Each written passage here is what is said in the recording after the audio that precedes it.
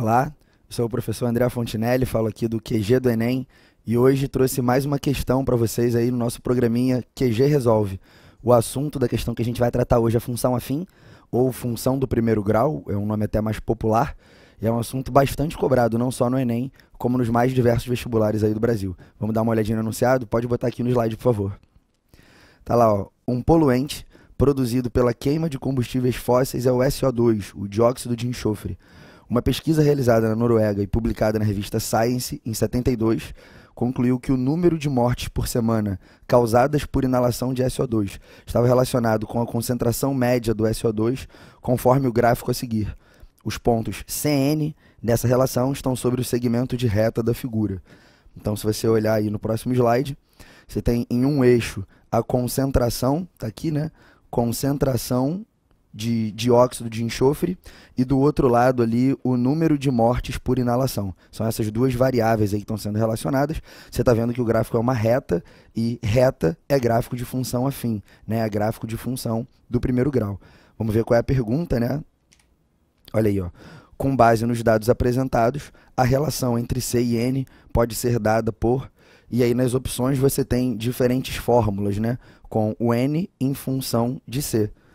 Bom, pessoal, voltando aqui rapidinho no slide anterior do gráfico, o principal comentário dessa questão aí é o seguinte: para cada função, você sempre tem dois retratos diferentes, né?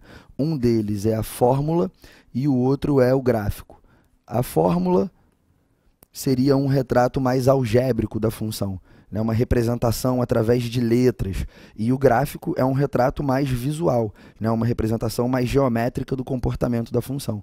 E o que a gente sempre tem que tentar manter em mente é que existe uma conexão muito forte entre esses dois, no sentido de que se você souber qual é a fórmula da função, você tem como dizer coisas sobre o gráfico.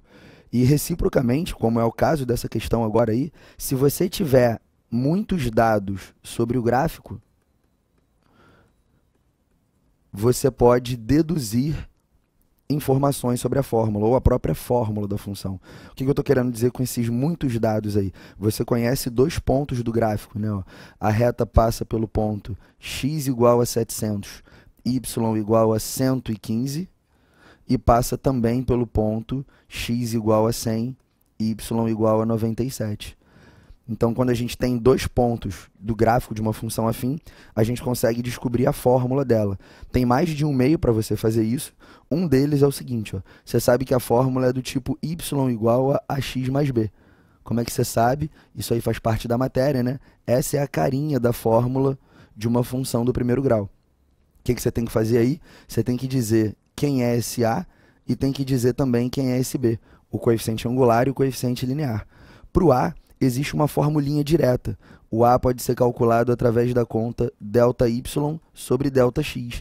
Isso aí a gente já viu em aula, certo? ΔY é a variação ali nas coordenadas Y, né? É um Y menos o outro, 115 menos 97, e o ΔX é a variação ali no eixo X correspondente, ou seja, 700 menos 100.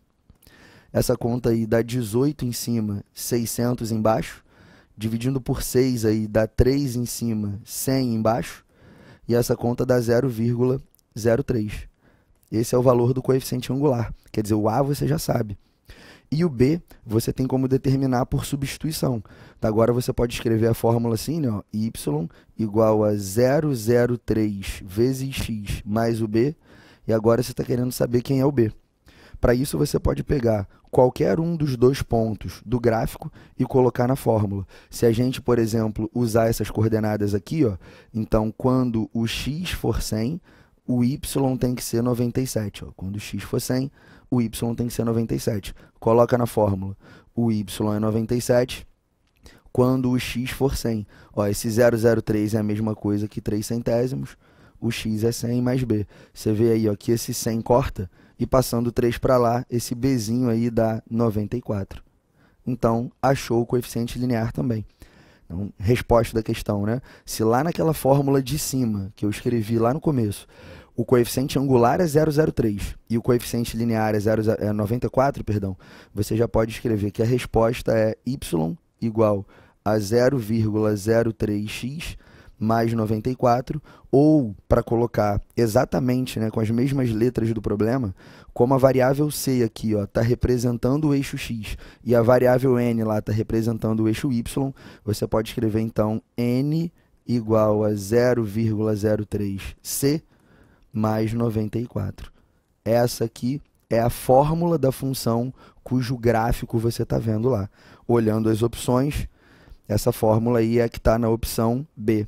Aqui, ó. Tá vendo? Tá ok? Pode voltar aqui para mim, por favor. Então, essa foi a minha dica, pessoal. Essa foi a minha questão. Espero que vocês tenham aproveitado, compreendido. É um exercício, como eu disse no começo, aparece bastante. Continue acompanhando aí as nossas questões no QG Resolve e também as nossas aulas, tanto no curso completo quanto no curso intensivo. Tá ok? Um abraço e até a próxima.